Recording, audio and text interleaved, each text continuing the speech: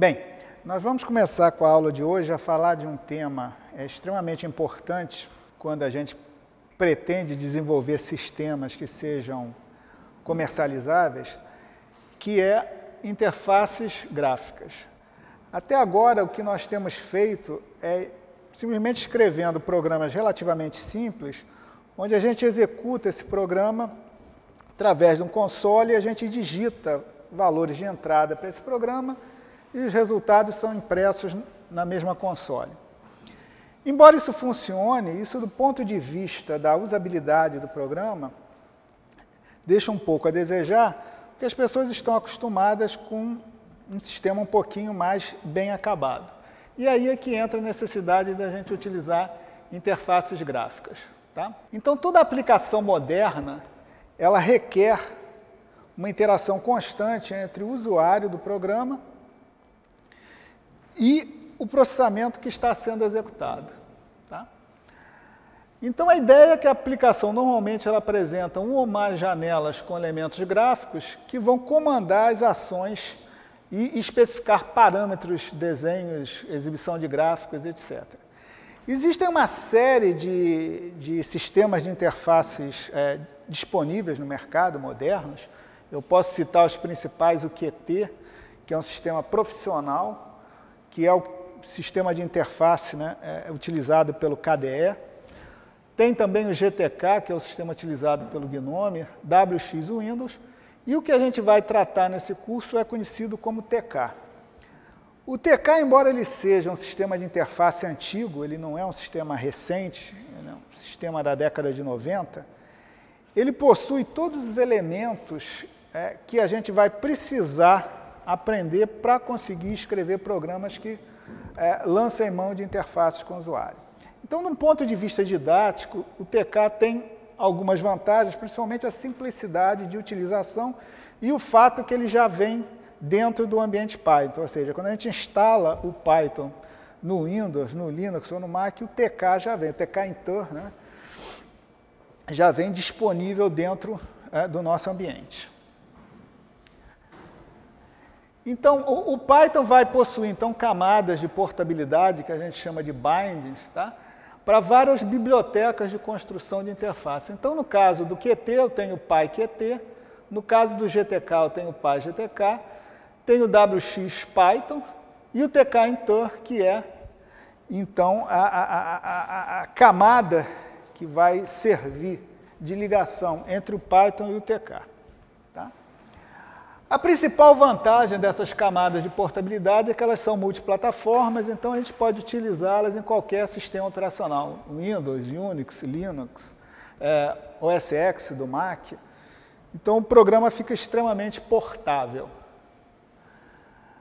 Bem, vamos falar um pouquinho do TK, que é o que a gente vai utilizar nesse curso, um toolkit que foi originalmente criado para utilização com a linguagem script TCL.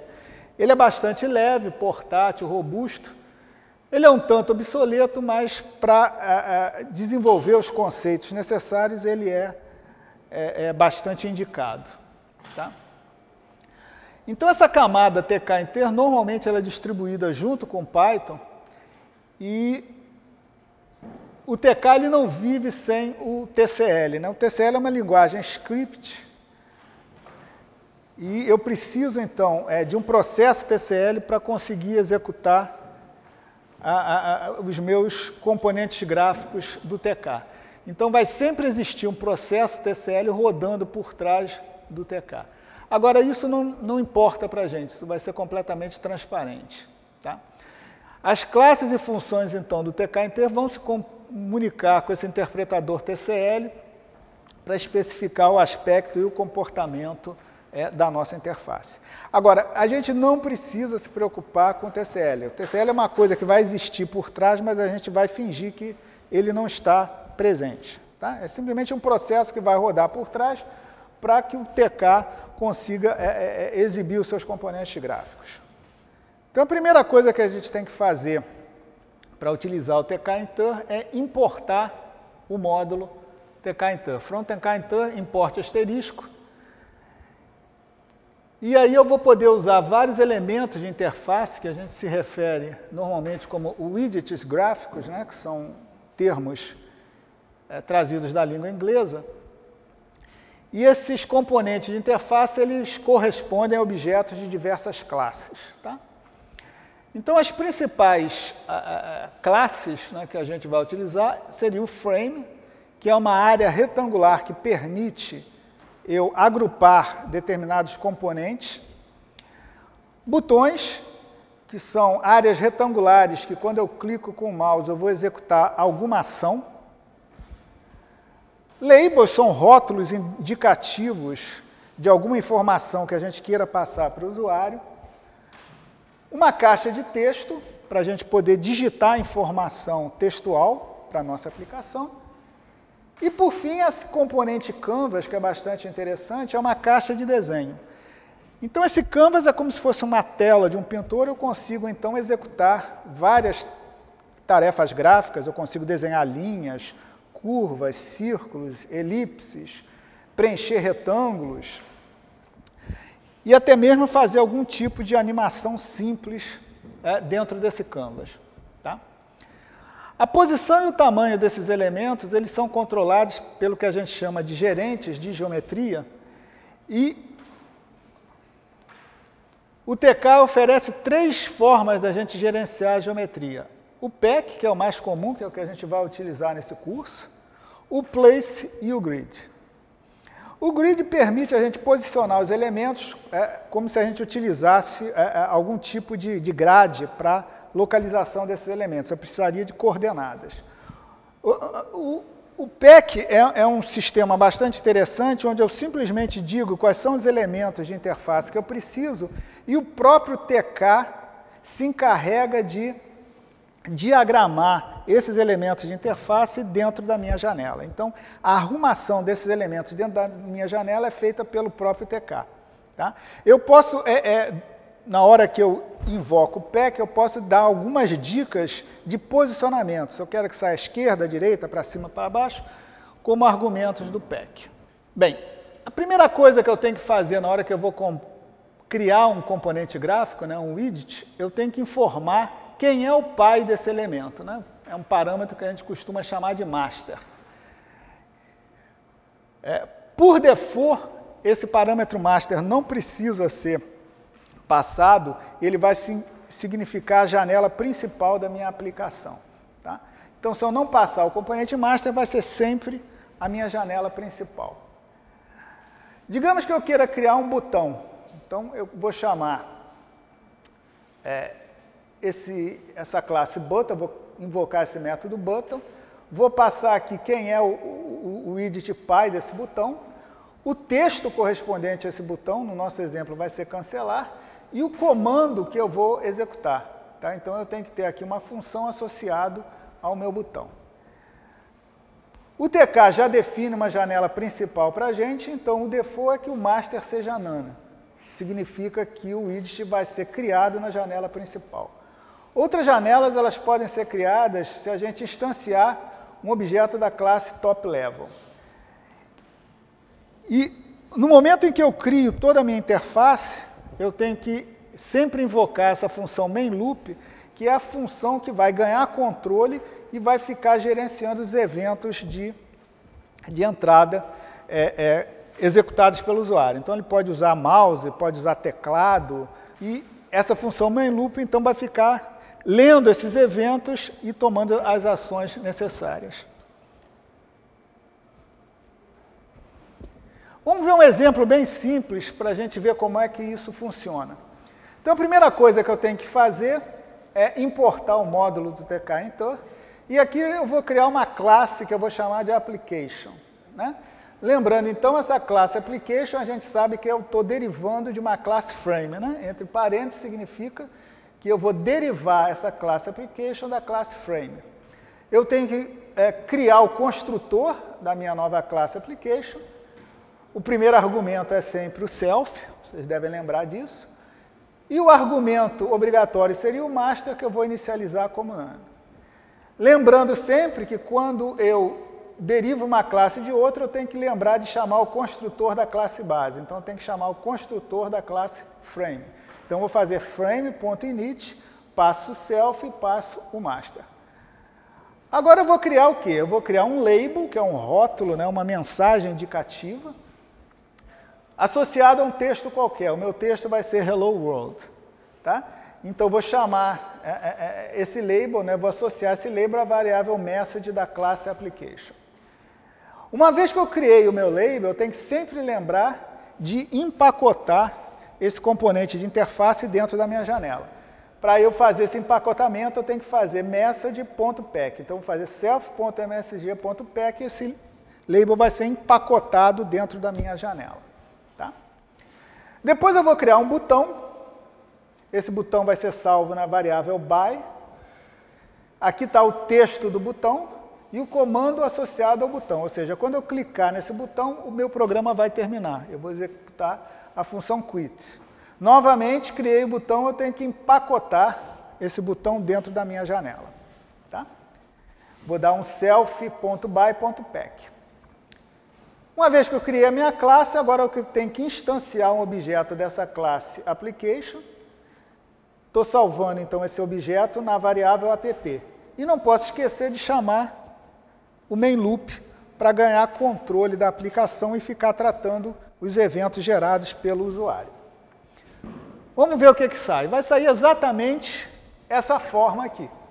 Eu tenho uma janela, tá? Eu tenho aqui o meu label, Hello World, e tenho aqui o meu botão com texto by. Então, a ideia é que quando eu clicar nesse botão, a aplicação termina. Tá?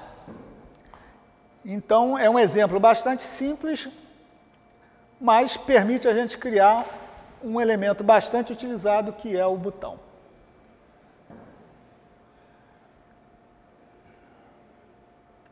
Aqui eu tenho o código dele. Vocês podem ver exatamente. Aqui eu tenho o label, Hello World. Aqui eu tenho meu botão com texto by. Tudo empacotado e o controle passado para a aplicação. Então, esse é o elemento principal, derivado da classe frame. Estou criando a classe application. Aqui é o construtor da classe base. Né? Eu tenho que sempre lembrar de chamar o construtor da classe base, no caso, o construtor do frame. A janela, então, vai ter um rótulo e um botão, vai ter um label e um botão. Nesse momento, eu instancio a interface e aqui é o laço de tratamentos de evento. Tá? Então, essa é a estrutura básica desse nosso programa bem pequenininho, que simplesmente criou nosso primeiro botão. Bem, quais são os principais componentes, então, do tkinter? Eu tenho, então, esse botão, que é usado para executar um comando qualquer. Eu posso associar uma função, um método de uma classe, a um botão que, ao ser clicado, executa aquele método ou aquela função. Eu posso ter um canvas que vai permitir eu criar gráficos, desenhar dentro da janela associada àquele canvas.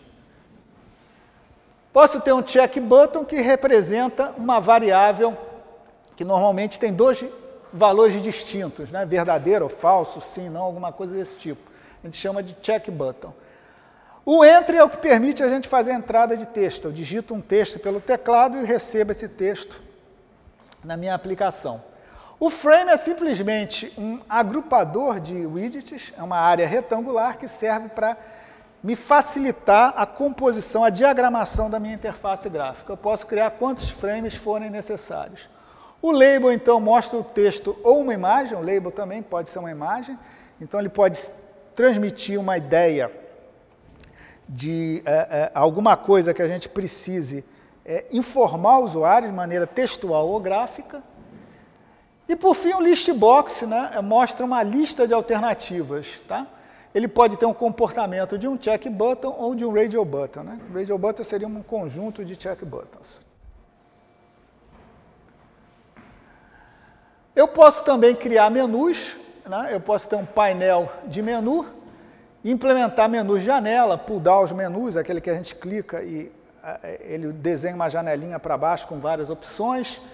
Posso ter pop-ups, que são janelas que aparecem em uma determinada posição da tela com vários menuzinhos.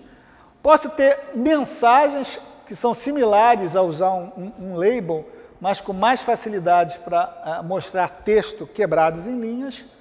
Radio button, que melhor analogia seria um rádio, né, de um carro antigo, né, que tivesse aqueles botõezinhos retangulares, né? A gente só pode selecionar uma estação por vez. Quando a gente pressiona um botãozinho, o botão pressionado anteriormente é desativado. Então, essa é a ideia do Radio Button. São vários botõezinhos que você só pode ter um pressionado em cada instante de tempo. Tá? Permite a gente, então, escolher uma possibilidade dentre várias alternativas. Posso ter uma escala para fornecer um valor numérico, é como se fosse um potenciômetro, né, para aumentar ou diminuir o volume. Então, essa escala ela me permite fornecer um valor numérico, sei lá, inteiro ou float, a partir de um mínimo até um máximo. Um scroll bar, que é uma barra de rolamento, é um elemento muito comum em interfaces também. Vocês já devem ter visto janelas que têm uma barra de rolagem do lado e você então pode rolar a informação para cima, para baixo, para a esquerda, para a direita. Tá? E o text, né, que vai permitir exibir um texto formatado. Tá? E, por fim, eu posso criar uma janela separada, ou seja, eu posso criar uma segunda janela separada da minha janela principal utilizando esse top level. A classe TK, então, é a que define a janela principal e vai forçar a execução do interpretador TCL. Normalmente, a gente não precisa instanciar explicitamente um objeto da classe TK, mas se quiser fazer, não tem problema algum. Tá? Ela possui vários métodos, os principais são title, que é o que vai permitir, então, eu especificar qual vai ser o título da minha janela, e o geometry, que vai especificar as dimensões da minha janela, largura, altura e posicionamento. Normalmente, a forma de eu especificar essa geometria é fornecendo a largura e a altura, largura vezes altura, e depois x e y. Vamos ver, então, um exemplo. Novamente, eu tenho que importar o tkinter, né? E aí eu vou criar a minha classe application derivada da minha classe frame. Aqui eu vou criar o construtor. Então, até aqui nada de diferente. Criei aqui o label, o botão, pack do label, pack do botão, instanciei o meu objeto da classe application. O que eu vou colocar de diferente? São essas duas linhas em vermelho. Aqui eu estou especificando o título da minha janela, que vai ser exemplo, e aqui eu estou especificando a geometria. Ela vai ter largura, altura, largura 200, altura 200, posição 100, 100. Então, ela vai estar posicionada, o canto superior esquerdo, nas coordenadas 100, 100 da tela, lembrando que a origem está lá em cima. Tá?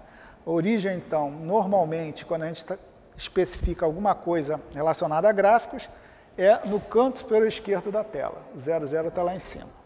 Normalmente, então, os nossos elementos de interface, os nossos widgets gráficos, eles têm opções com uma nomenclatura unificada. Por exemplo, o text, geralmente, é um texto mostrado dentro do elemento. Eu posso especificar a cor do fundo, que a gente chama de background, a cor do texto, que a gente chama de foreground, o tipo de fonte do texto, né? Sei lá, helvético, palatino, Arial, é o tipo de fonte, e o relevo da borda do nosso componente gráfico, tá? Que a gente chama de relief. Esse relief pode assumir vários valores, flat, raised, ridge, sunken and groove, e eles permitem, então, a gente criar, por exemplo, botões com uma aparência diferenciada. Essa que é a principal finalidade do relief. Essas opções elas podem ser especificadas tanto no construtor do objeto ou através do método configure. Então, vamos ver aqui um exemplo. Importo o tkinter, instancio um objeto frame, salvo na variável top, e chamo o pack.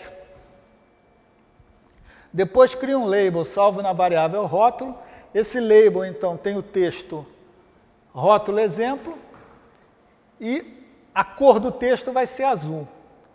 dou o PEC e chamo o main loop. Se eu executar agora esse programa, eu vou obter algo desse tipo.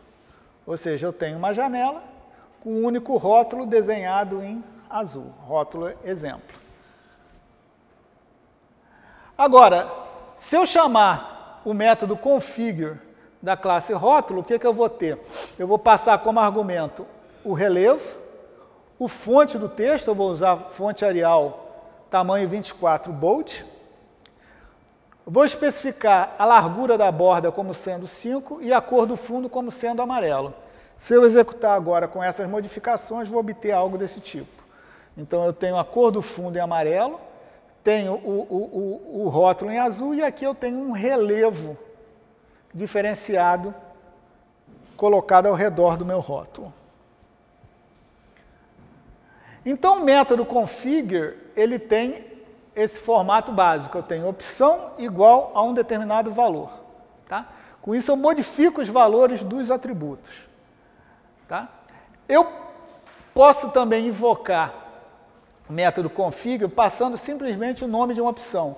Nesse caso, ele vai retornar a configuração da opção com esse nome. Então, ao invés de modificar, ele retorna o valor.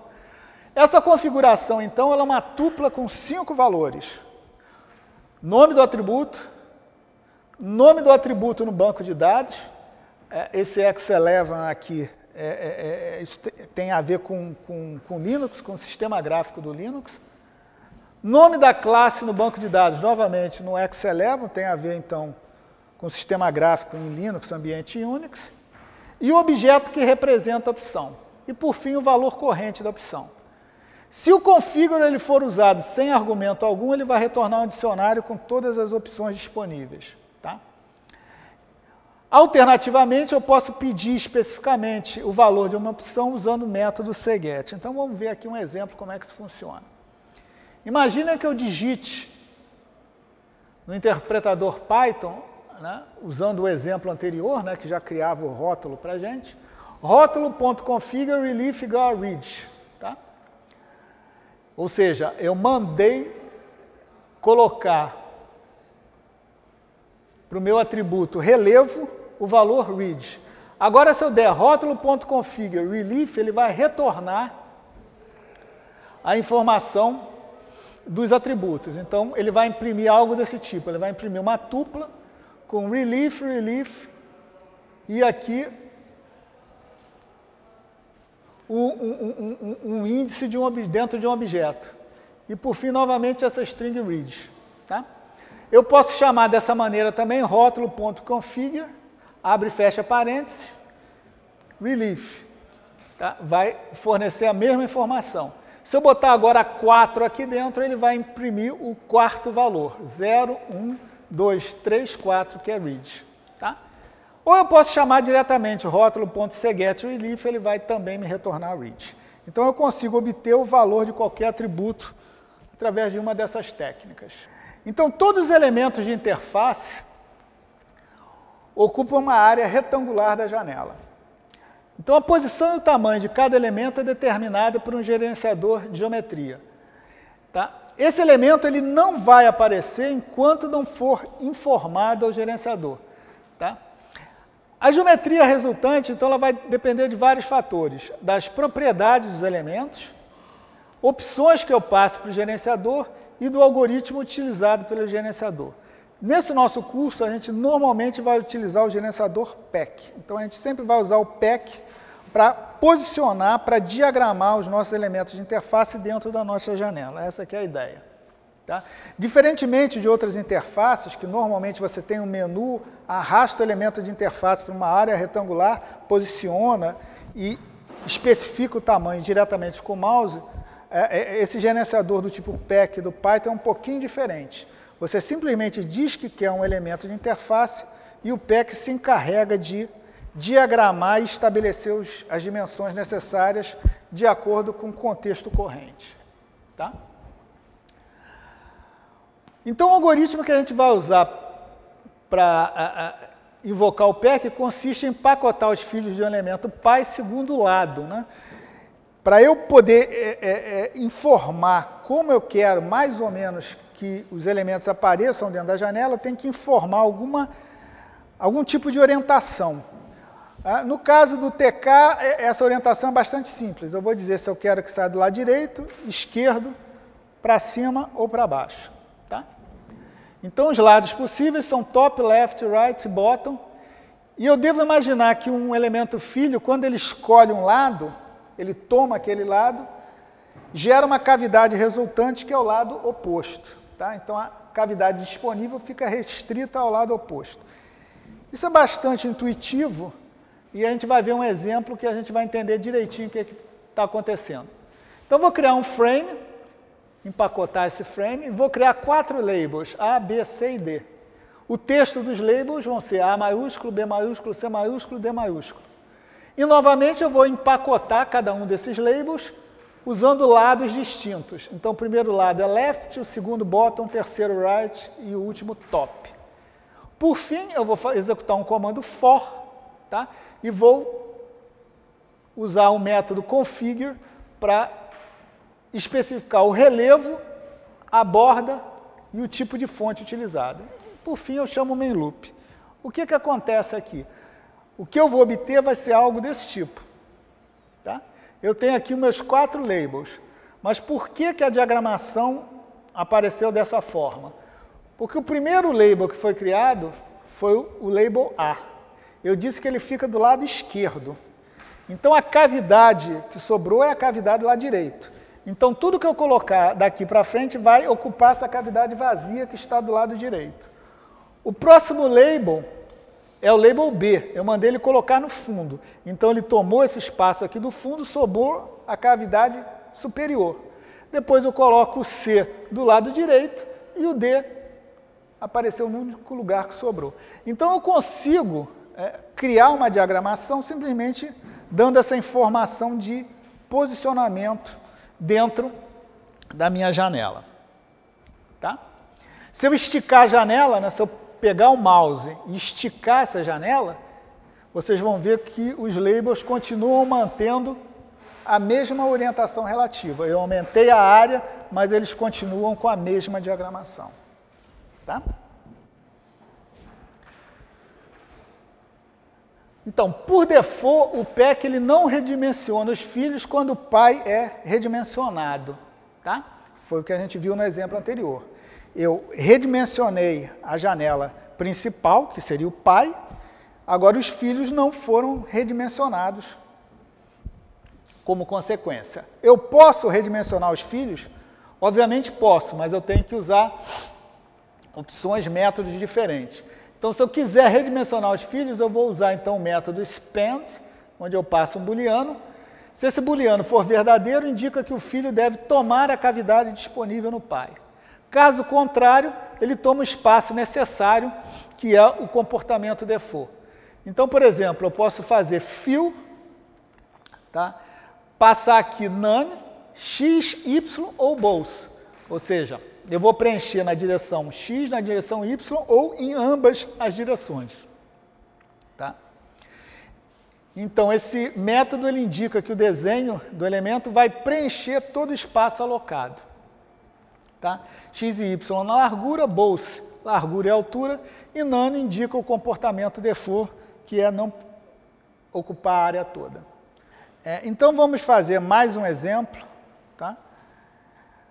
E a única modificação que eu vou fazer é inserir esse outro argumento fill nesses 2 primeiros labels. Então, no primeiro caso vai ser fill igual a y, no segundo caso fill igual a x.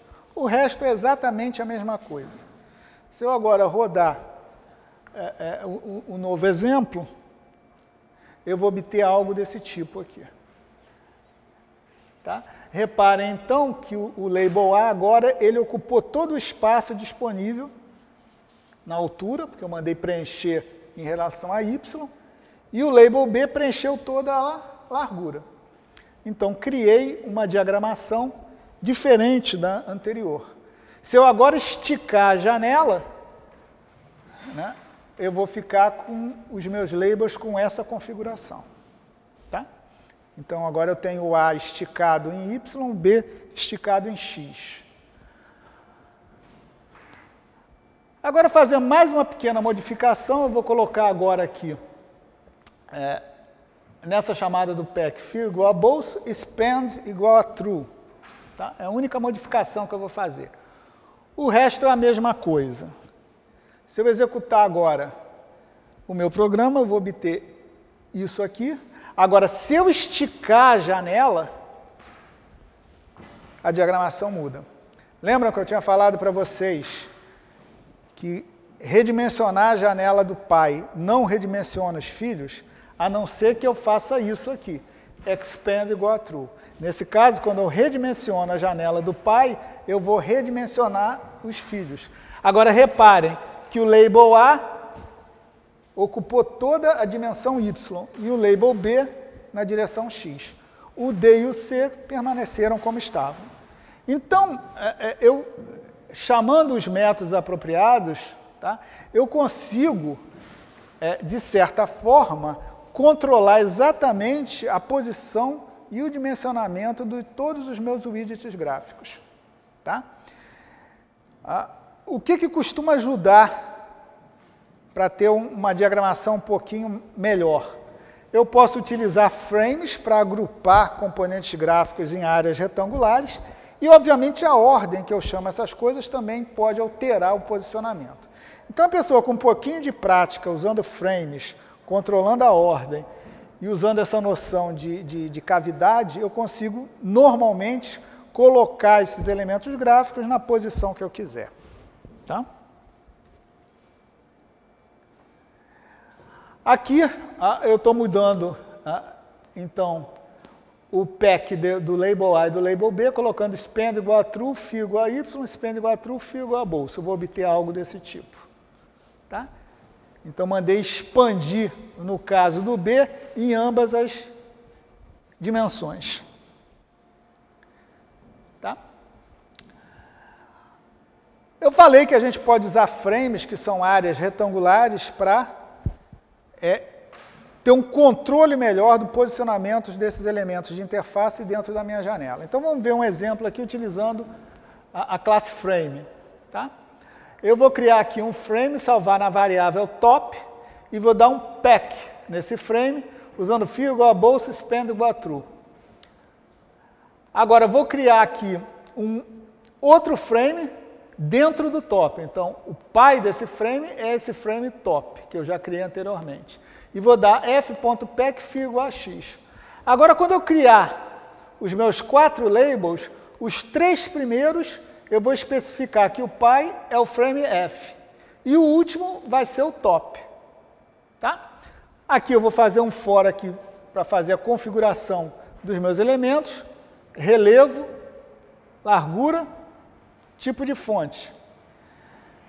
E aqui eu vou dar um pack especificando o lado, que vai ser esquerdo, spend igual a true, fill igual a bolsa. Então agora, executando esse nosso exemplo, a gente vai obter essa configuração aqui.